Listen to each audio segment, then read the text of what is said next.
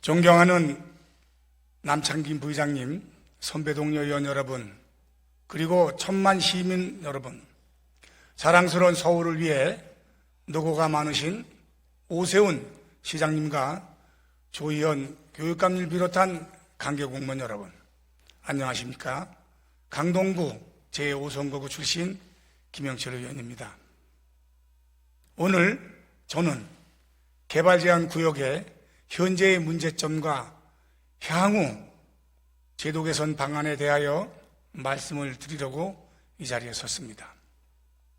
본의 어느 지역구인 강동구에는 강동구 행정구역 전체의 33.2%나 되는 면적이 개발제한구역으로 지정되어 있습니다.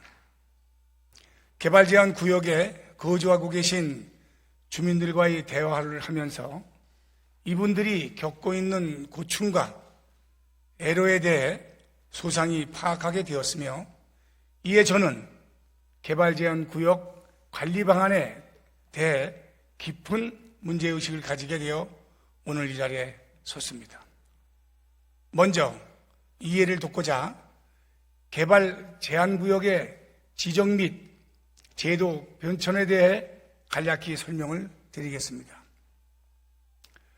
개발제한구역이 지정되던 1971년 이 무렵의 서울의 모습은 무질서 그 자체였습니다.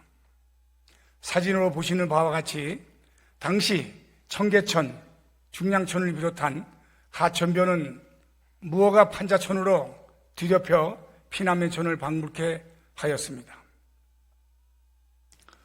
1960년대 이후 급속한 도시화로 인구 집중이 가속화되었으며 환경오염 문제와 도시 인프라 부족 문제가 심화되자 1971년 박정희 대통령은 도시의 무분별한 확산을 방지하고 도시 주변 자연환경을 보존함과 동시에 안보 차원의 대응을 위하여 개발제한구역 제도를 도입을 했습니다. 그리고 1971년에서 77년까지 8차례에 걸쳐 전국 14개 도시 권역을 대상으로 전 국토의 5.4%에 해당하는 면적을 개발제한구역으로 지정을 하였습니다. 그중 29%는 수도권에 지정되었습니다. 서울은 1971년부터 73년까지 3차례에 걸쳐서 서울시 총 면적의 27.6%에 해당하는 166.8km평방미터가 19개 자치구에 지정되었습니다. 화면을 보시면 서울 경계와 서울 주변 지역 대부분이 개발제한구역으로 지정된 것을 보실 수가 있습니다. 개발제한구역의 토지이용 규제는 매우 엄격했습니다. 개발제한구역으로 지정된 곳은 개발 행위가 전면 금지되고 일부 기존 건축물의 재건축, 10평 미만의 증축, 농수산용 창고와 축사 건립 등만 제한적으로 허용이 되었던 것입니다. 불법행위 또한 엄격하게 관리가 되었습니다. 건설부 합동단속반, 청와대 특명반, 암행, 감찰 등을 통해 위반 행위에 대해 철저히 단속을 하고 항공사진 촬영으로 불법 건물을 파악하여 시정 조치하게 하였습니다. 요즘에는 도시계획을 결정할 때 환경에 미치는 영향을 평가하고 주민 의견을 청취하는 절차를 거치지만은 개발제한구역 지정 당시에는 주민 의견을 수렴하는 과정이 미비했고 일시에 많은 지역을 지정하는 과정에서 지역별 특성과 현황을 충분히 검토하지 못했습니다. 그 결과 필지 또는 마을이 개발제한구역으로 양분되는 사례가 발생을 했고 공익이라는 명분하에 하루아침에 개인의 재산권에 제약이 생기게 되었습니다. 더하여 생활여건까지 열악해지는 등 개발제한구역 소유자들은 본인의 의사와는 전혀 무관하게 많은 고통과 희생을 감수하게 된 것입니다. 개발제한구역 제도가 큰 전환점을 맞이한 것은 1997년 제15대 대통령 선거에서 개발제한구역 조정을 공약으로 내건 김대중 후보가 당선되면서입니다. 또한 다음 해인 1998년에는 헌법재판소가 개발제한구역 헌법 불합치 판결을 내리게 됩니다. 헌법재판소는 도시 확산을 방지하고 환경보호를 위한 개발제한구역의 설치 목적은 헌법에 위배되지 않으나 오로지 구역 내 주민과 토지 소유주들에게만 부담을 전가하는 것은 형평과 사회 정의에 반하므로 개발제한구역 주민의 재산권은 보상해 주어야 한다는 내용의 판결을 내렸습니다. 이에 정부는 1999년 7월 22일 개발제한구역 제도 개선 방안을 발표를 하여 7개 중소도시권의 개발제한구역의 전면 해제를 하였습니다. 수도권 등의 1개 대도시권은 기본 골격을 유지하면서 부분적으로 해제 조정을 하였습니다. 그리고 이를 시행하고 헌법 불합치 문제를 해결하기 위하여 개발제한구역의 지정 및 관리에 관한 특별조치법을 제정하고 토지 매수 청구 제도를 도입을 했습니다. 2000년대 들어서면서는 중앙정부 주도로 임대주택 건설 등의 목적이 대규모 개발제한구역 해제가 추진되기 시작을 했습니다. 화면에 보시는 것처럼 강동구, 고덕 강일주구, 강남구, 수소, 역세권 등 총 20곳에 이릅니다. 한편 수도권 개발제한구역의 부분 해제를 위하여 서울 대도시권 광역도시계획을 수립을 하고 서울시도 부분 해제를 추진을 했습니다. 다만 서울시는 정부 방침을 토대로 서울시 차원의 더욱 구체적이고 엄격한 기준을 적용하여 해제 대상과 범위를 설정하였습니다. 이에 따라 2002년부터 22년까지 서울의 개발제한구역은 서울시 개발제한구역 전체 면적의 10.3%에 해당하는 17.73km평방미터가 해제가 되었습니다. 현재 서울시 개발제한구역의 자치구별 현황은 화면에 보시는 바와 같습니다. 19구 구에 개발제한구역이 지정되어 있으며 행정구역 면적 대비 개발제한구역이 면적의 30% 이상이나 되는 자치구는 저희 강동구를 비롯한 8개 자치구가 있습니다.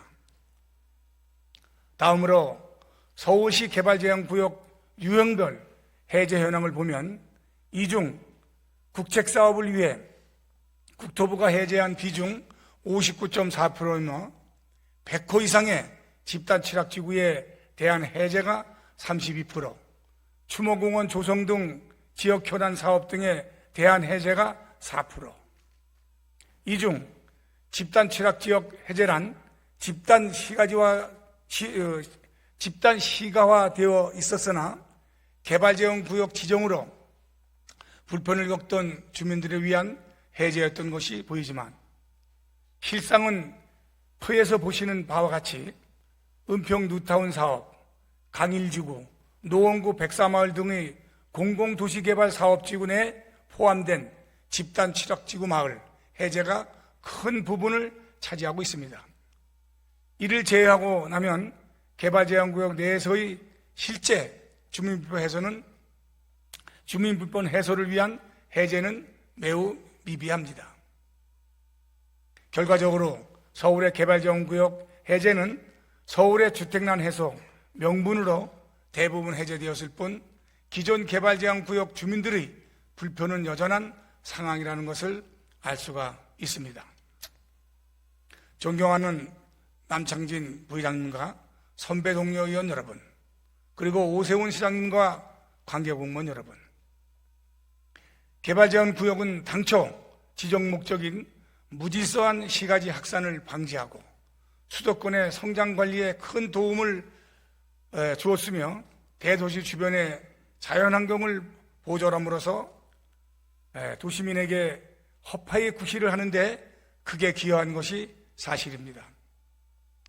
본 의원은 박정희 대통령에 의해 도입된 개발제한구역 제도가 오늘의 서울이 자랑스러운 국제도시로서의 품격을 갖추는데 기여했을 뿐 아니라 수도권의 성장관리의 속도를 조절하는 역할과 지방의 균형 발전에도 일정 부분 도움을 주었다고 평가하고 있습니다. 그러므로 오늘 본 의원이 이 자리에 선 것은 개발제한구역 제도 자체를 폄하하려는 것이 아닙니다. 다만 개발제한구역 제도가 그 이면에 과도한 재산권 제약과 생활여건의 악화로 고통받는 주민들의 희생이 있음을 분명히 기억을 하고 개선에 필요한 부분은 개선해 나가자고 말씀드리고자 합니다. 1999년 헌법 불입치 판결에 따라 개발제한구역 제도의 개선이 이루어졌다고는 하지만 실제로는 무주택 서민들을 위한 주택공급 명분이 대규모 해제가 주를 이뤘을 뿐 주민들의 희생과 함께 개발제한구역 제도의 문제점은 여전히 다음과 같이 존재를 하고 있습니다. 그 첫째가 실효성 있는 매수 청구 제도의 문제점입니다. 개발제한구역 내 토지에 대한 매수 청구 제도가 도입되었으나 정부 예산 자체가 턱없이 부족하게 편성되어 있어서 정부의 매수 청구를 해도 예산 부족의 이유로 잘 받아들이지 않고 있는 것이 현실입니다. 그 둘째, 서울시의 소극적인 개발제한구역 관리입니다. 개발제한구역 내에 도로, 철도 등으로 토지가 단절되었거나 구역 경계선이 마을을 관통하는 등의 당초의 구역이 불합리하게 설정되는 경우 서울시는 개발제한구역 관리계획에 포함하여 이를 검토하고 개선하려는 노력을 해야 합니다. 그러나 화면에 개발제한구역 유형별 해제 현황을 보면 집단 취락 지역과 지역 현안 사업 해제 28개소를 제외하면 단절 초지와 경계선 간통대지 해제는 매우 미비합니다. 불합리하게 구역이 설정된 개발제한구역 관리에는 소극적으로 대응하고 있다는 것을 알 수가 있습니다. 그 셋째, 집단취락지구의 지정 및 관리의 문제입니다. 집단취락지구는 훼손된 집단취락지구 내에서 건축규제를 일부 완화하고 이축을 취락지구 내부로 촉진하여 주거환경을 개선하는 한편 취락지구 외 지역의 환경훼손을 방지하기 위한 지구입니다. 그런데 2017년부터 22년까지 서울시 공익사업으로 철거된 건축물의 이축 현황을 보면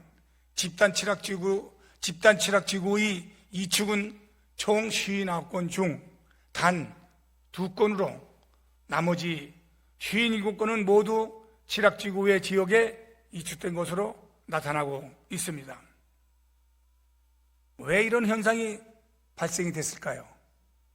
이는 집단 취락지구에 구역 지정 시 기존 건축물이 있거나 개발 제한 구역 지정 전부터 지목이 대지인 토지에 한정하다가 보니까 이축할 부지를 찾기 어렵거나 이는 또는 이미 토지 가격이 높아 보상비만으로는 이축이 어렵기 때문입니다. 이에 집단 취락지구 지정 취지는 퇴색을 하고 취락지구 외 지역의 훼손만 더 가중하고 있을 뿐입니다. 그 넷째, 과다한 부담금 부과 기준입니다. 2021년 개발제한구역법 개정으로 개발제한구역 내 수소차, 전기차, 충전소가 허용되었습니다. 그러나 실제 충전소를 설치하려는 경우 개발제한구역법상 보존부담금, 농지법상 보존부담금, 개발이익한수법상의 개발부담금 등 보존부담금이 그 2중, 3중으로 부과가 되어서 심지어는 토지 거래 가격보다 보상금이 높은 경우에도 발생하여 사실상 충전소 시설 설치가 어려운 실정입니다.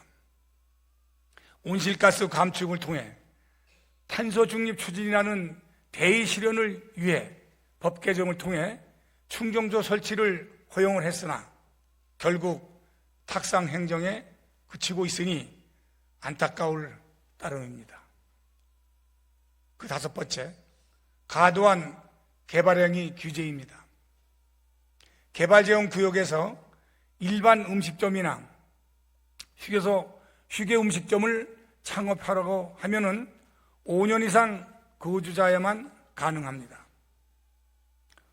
또한 인근에 주차장을 설치하려 해도 음식점 소유주만 가능하도록 하는 등의 납득하기 어려운 규제가 지속적으로 계속하고 있습니다.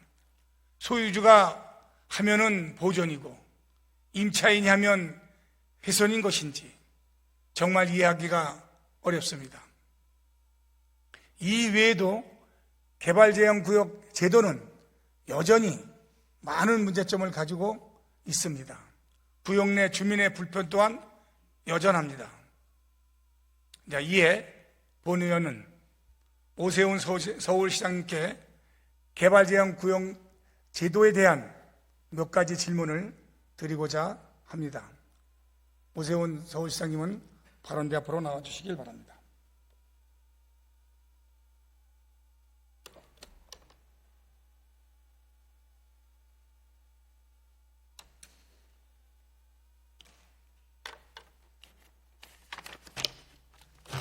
시장님, 네. 먼저 천만 시민을 위해 시정을 살피시느라고 얼마나 고생이 많으십니까? 먼저 감사의 말씀을 전해드립니다. 그럼 본 의원이 개발지원구역 내 제도에 관련하여 질의를 드리도록 하겠습니다. 네. 먼저 지난 2월 28일 국토부는 개발제한구역 제도의 제도 개선을 입법 예고하였습니다. 그 내용은 시장님 잘 알고 계시죠? 네, 알고 있습니다.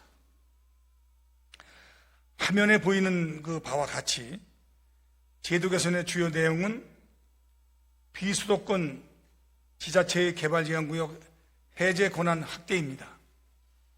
즉 수도권의 해제 권한은 현행을 유지하고 있습니다. 이에 경기도 시장군수협의회는 개발제한구역 해제 권한 확대에 경기도도 포함시켜 줄 것을 국토부에 건의한 바가 있습니다. 자, 서울시도 더 적극적으로 건의해야 하지 않을까 하는 생각이 듭니다. 물론 서울시에서도 건의를 했다고 말씀을 들었습니다. 네, 맞습니다. 그런데 그래도 더 경기보다는 더 좀 적극적으로 해 주십사 하는 부탁의 말씀을 드리는 것입니다. 네, 이미 국토부의 입장은 저희와 입장을 달리하는 걸로 통보를 받긴 했습니다만은 더욱더 적극적으로 건의해 보도록 하겠습니다. 이게 무슨 말씀으로만 그 전하고 해 주십사만 하면 안 됩니다. 강력하게 국토교통부하고 싸움을 해서라도 우리 인근에 해제를 해줄 곳은 해제를 하실 수 있도록 시장님 적극 노력해 주시길 부탁을 좀 드리겠습니다. 네.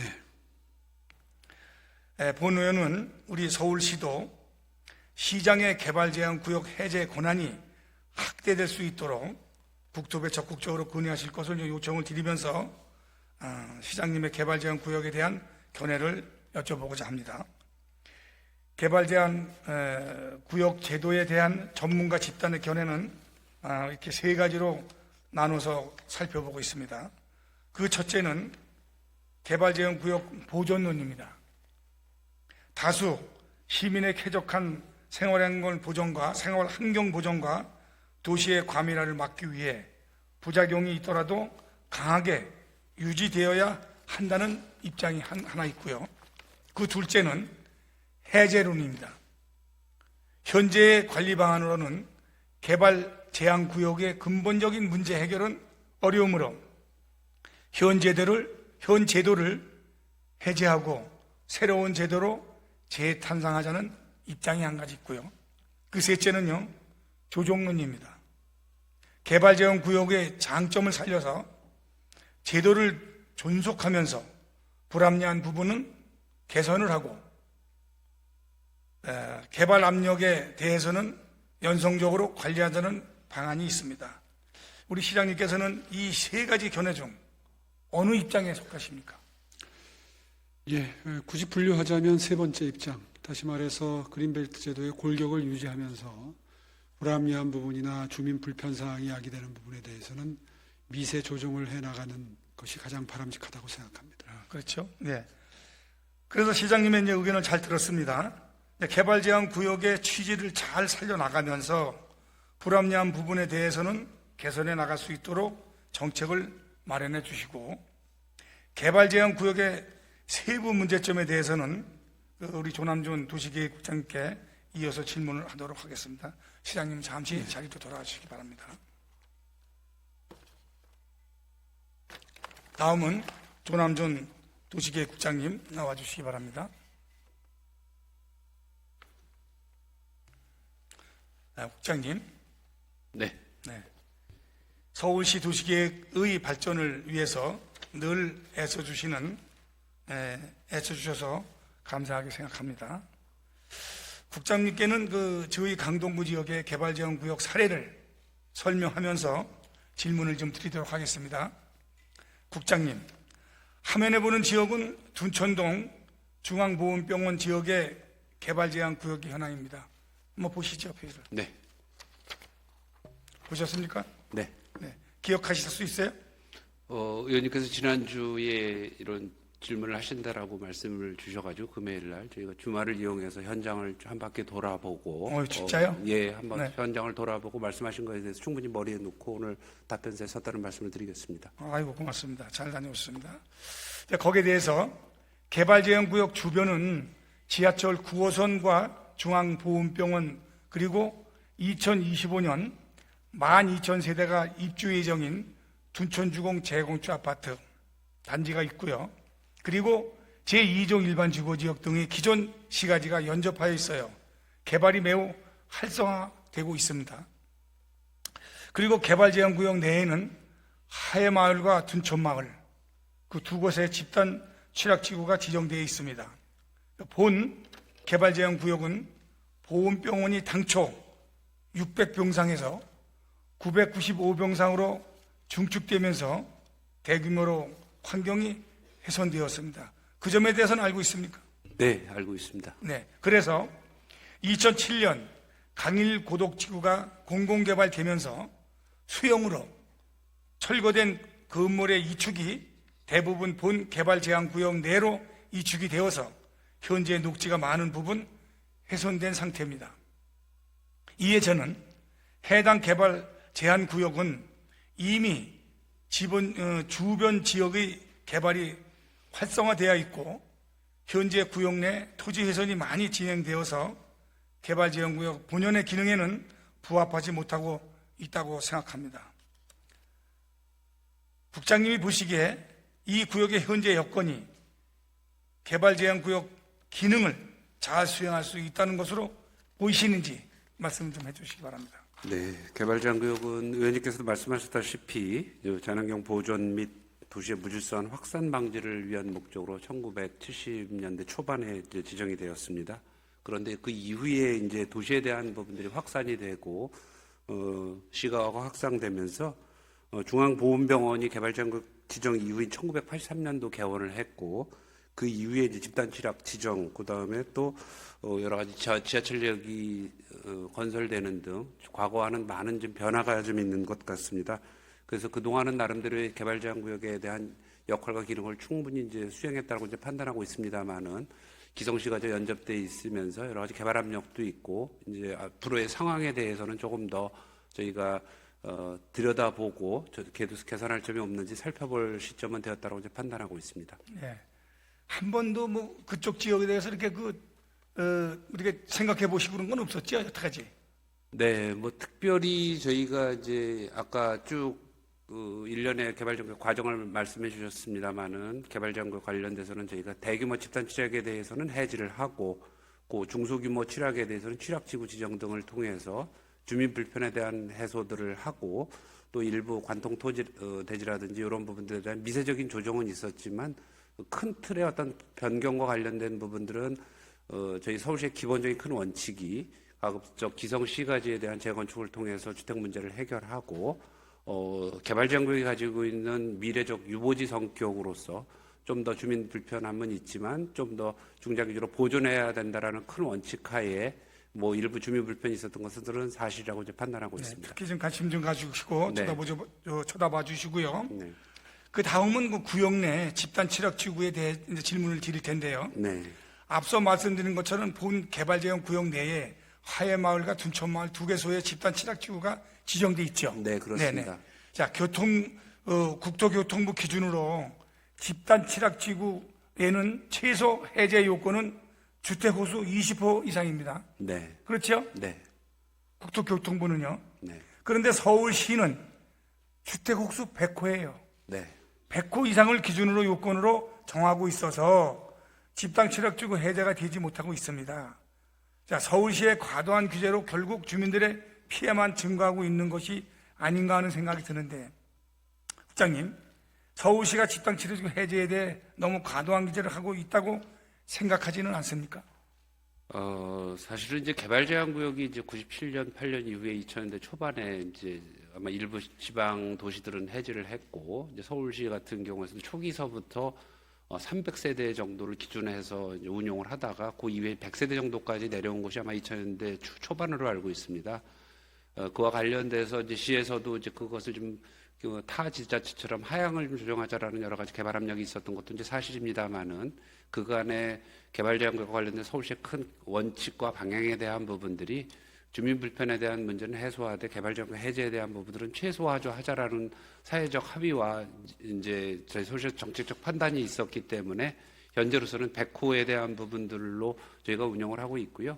국토부 기준도 이제 최소 기준을 20호 이상으로 기준을 했고 지자체 여건에 따라서 좀 탄력적으로 판단을 해서 할 수 있도록 되어 있기 때문에 저희 시에서는 100호 이상에 대한 부분들을 여태까지 운영해 왔다고 말씀을 드리도록 근데 하겠습니다. 그 문제에 대해서 이제 그 많은 그 민원이 있는데요. 네. 20호와 100호 차이는 엄청난 차이거든요. 네. 집이 100호면요. 과다한 이 넓이가 나와요. 네.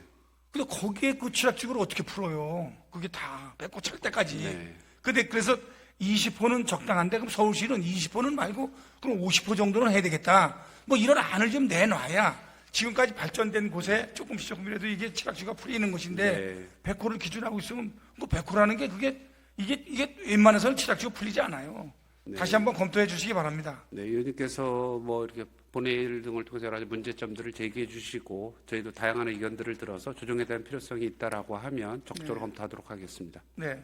또 질문 드리겠습니다. 만약 개발제한구역이 해제된다 하더라도 지침에 따라서 해제 이후에는 제1종 전용 주거지역으로 용도지역이 변경되죠. 네, 일종 일반 주거지역 또는 전용 주거지역 또는 그러니까요. 자연녹지 등 이렇게 저층 그러니까 저미래 화면에서 보시는 바와 같이 네. 집단 취약지구 지정 당시보다 층수나 건폐율 그리고 용적률 등의 건축 여건이 악화되어 주거 환경 개선에는 효과가 없는 것으로 나타납니다. 취약지구보다 네. 일종으로 변했을 때, 자, 개발제한 구역 내에서 해제되는데 건축 여건이 더 악화된다고 너무 아이러니한 상황이 아닌가 이렇게 생각이 듭니다. 국장님 보세요. 개발제한 구역 제도가 너무 실효성이 없다고 생각되는데 우리 국장님 생각 어떠세요? 조금 두 가지에 대한 사양들이 좀 다른 것 같습니다. 사실 개발제한구역 내에 기존에 이제 주택이 있었던 부분들과 관련돼서는 이제 기존에 불편을 겪고 계셨던 분들에 대한 해소를 해주기 위해서 다소 일반적인 기준들보다 연면적이라든지 이런 것들이 각 조건에 따라서 취약지구인 경우는 기성의 거주민과 새로이 입주하는 분들에 대한 차이점이 있고 그것들을 차등해서 저희가 제공을 해놓은 것들이고요. 개발지원구역이 이제 풀린다라고 하면 일반론적인 도시계획적 법적 기준에 따라서 기준들이 있는 것이고, 그렇다고 개발지원구역을 해제했을 때 저희가 개발제한구역이 입지 특성상 대부분 시 외곽에 단독주택 지역들이 있는 지역들이기 때문에 이종이라든지 그렇게 좀 고층 고밀의 어떤 용도 지역은 좀 부여하기 어려운 입장이고, 국토부에서도 자연녹지 지역 또는 뭐 저밀의 주거 지역으로 하도일 수 있도록 그런 기준 하에서 지역 특성에 따라서 저희 서울시에서는 전용 주거 지역 또는 일종 일반 주거 지역 또는 이제 여러 가지 공영 개발 사업을 통해서 하는 지역들 같은 경우는 좀 예외적으로 수용 등을 방식 등을 통해서 하기 때문에 이종 일반 주거 지역까지 각 지역 특성에 따라서 달리 이제 용도 지역에 대한 부분들을 부여해서 운영을 하고 있습니다. 네, 설명 잘 들었습니다. 자, 다음 사안에 대한 또 질문을 또 이어가겠습니다. 화면에 표시되는 바와 같이 화면 보세요. 본 개발 제한 구역 내에는 도시계획 시설 도로인 중로 3류 로 인하여 단절된 제2종 일반지구 지역과 접하고 있는 약 25,700제곱미터 규모의 단절 토지가 있습니다. 국장님, 본 의원이 보기에 해당 단절 토지는 개발제한구역의 조정을 위한 도시관리계획 변경안 수립 지침에 따른 개발제한구역 해제 요건을 충분히 갖추고 있다고 보아집니다. 그런데 서울시에서는 해제 시 개발 제한 구역의 연속성을 저해할 우려가 있다는 다소 납득하기 어려운 사유로 개발 제한 구역 해제를 허가해 주지 않고 있습니다. 맞습니까? 네, 좀 설명을 드리겠습니다. 해당되는 위치가 이제 도로로서 위호가 되어 있고요. 현장을 둘러보니까 둔촌 파출소도 있었고, LPG 충전소, 교회, 그다음에 일부 부지는 이제 주말 농장 등 이렇게 이제 일부 임상이 양호한 지역들이 이제 있는 어떤 지역들입니다. 그래서 저희가 소규모 10,000제곱미터 이하짜리의 단절 토지에 대해서는 과거 몇 차례 나눠서 이제 조정을 했습니다만은 10,000제곱미터 이상의 어떤 대규모 부지의 단절 토지에 대해서는 의원님께서 말씀하신 최소 요건에 대한 부분들이 이제 30,000제곱미터 이하에 대한 부분들이고, 국토부의 사전 협의, 지구 단위 계획 수립 등을 통해서 해제하도록 그렇게 이제 사전적 절차가 있습니다. 그런데 그동안은 저희가 구에서라든지 이렇게 어떤 필요성들에 대한 것들은 여러 가지 민원이 제기됐지만, 저 부분들을 개발제한구역을 다 벗겨버린다면 이제 섬처럼 빵꾸가 떨어지는 어떤 그런 좀 기형적인 모습이기 때문에 그동안은 이렇게 좀 적극적으로 보지 않았던 것 같습니다. 그런데 이제 이번에 의원님께서 말씀해 주신 취지 등을 감안해서 자치구와 협의를 통해서 지구단위 계획 수립과 같이 병행해서 지구단위 계획에 대한 조정 가능성이 있는지를 한번 살펴볼 시기가 되었다라고 판단하고 있습니다. 네, 그렇게 좀 해주시기 바랍니다. 네. 그래서 이제 해제 요건도 갖추고 있고 바로 연접해 있는 주변 지역의 개발이 활성화되어 있는데도 불구하고 개발제한구역 내 연속성만을 근거로 해제를 허가하지 않는 것에 대해서는 본의원은 동의하기가 어렵습니다. 그렇게 좀 아까 말씀하신 대로 해당 단절 토지에 대해서는 적극적으로 좀 검토를 해주시길 바랍니다. 네, 동부지뿐만 아니라 이제 서울시 전역에 네. 비슷한 유형의 것들의 지역이 있는지 저희가 한번 살펴보고 좀 한번 검토해보는 그런 과정들을 거치도록 하겠습니다. 그렇게 해주시기 바랍니다. 자, 마지막으로 집단 칠학지구 밖에 개발 제한 구역에 대해서 좀 말씀을 드리고자 합니다. 화면에서 보시는 바와 같이 둔촌마을 집단 칠학지구 경계에 있는 일부 필지는 지목이 개발제한구역 지정 전부터 줄곧 대지가 아니라 대지에서 잡종지로 그리고 다시 대지로 변경된 필지였다는 사유로 집단 칠학지구 지정에 제외된 가 있습니다. 그거 알고 계신가요? 네, 이 말씀. 그 결과 집단 칠학지구 구역 경계가 정형화되지 못하여 지구 계획 수립 시 거시적 측면의 체계적 계획 수립에도 저해가 되고 있습니다. 국장님, 칠학지구 지정이나 구역 조정 기준을 단순히 대지로 한정하지 않고 블록 단위로 지정하여 구역 경계를 정형화한다면 이축 수요 흡수에도 도움이 되고 토지의 효율성도 높이는 것이라고 생각이 듭니다. 또한 편입되는 필지에는 부담금을 부과하는 방법으로 개발 이익 환수도 가능하다고 보여지는데 국장님 의견은 어떠십니까? 의원님 말씀 충분히 공감이 되고요. 그런데 이제 뭐 이축과 병행해서 그런데 이제 저희가 과거에 아마 취락지구에 대한 개발제한구역은 해제하지 않더라도 개발제한구역 내에 여러 가지 건축행위가 가능하도록 취락지구에 여러 가지 특례 조항이 있는데 지정할 때 국토부 기준이 조금 더 유연하게 이렇게 설정할 수 있도록 되어 있으면 좀 저희가 어떤 재량적 판단을 통해서 설정을 했을 텐데 기존에 주택이 있거나 지목이 대지였던 토지에 한정해서 취락지구를 지정을 하도록 이렇게 조금 더 이렇게 국토부의 어떤 기준에 따르다 보니까 의원님께서 말씀하신 좀 어떤 부정형적인 모습들이 생기고 또 주변의 어떤 공영개발 사업 등을 통해서 이축이 발생이 됐을 때 그러한 이축에 대한 부분들이 취락지구 내로 들어와서 하나의 어떤 단지를 이끄는 것이 좀 더 합리적임에도 불구하고 아까 말씀하신 여러 가지 문제점들과 같이 병행해서 이렇게 조금 더 저희가 이제 좀 그동안은 소극적으로 했었다라고 이제 판단을 하고 있습니다. 그래서 저희가 이제 그 문제는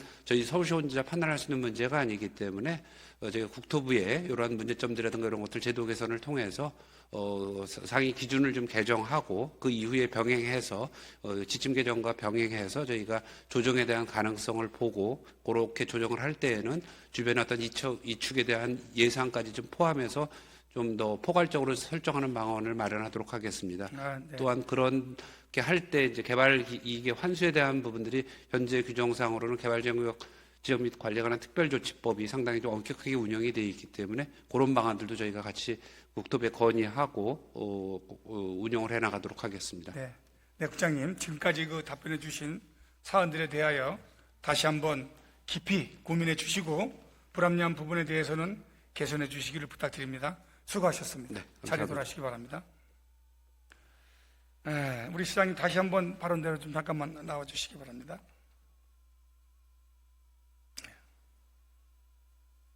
시장님, 오늘 본의원이 개발제한구역 제도 중 불합리한 규제로 인한 주민의 불편사항에 대해서 긴 시간 상세히 설명하고 개선 요청을 드렸습니다.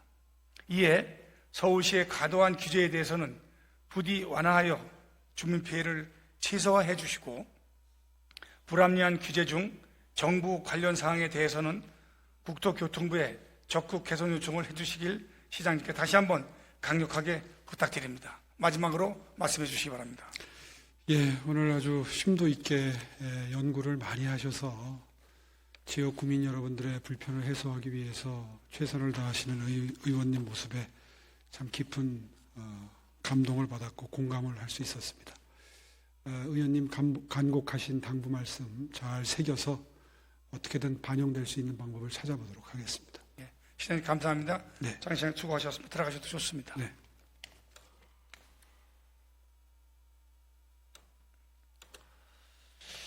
존경하는 남창진 부장님 그리고 의원 여러분, 마지막으로 화면을 좀 봐주시기 바랍니다. 대한민국 헌법 제23조에 의하면 모든 국민의 재산권은 보장이 되며 재산권의 행사는 공공복리에 적합하도록 하여야 한다라고 되어 있습니다.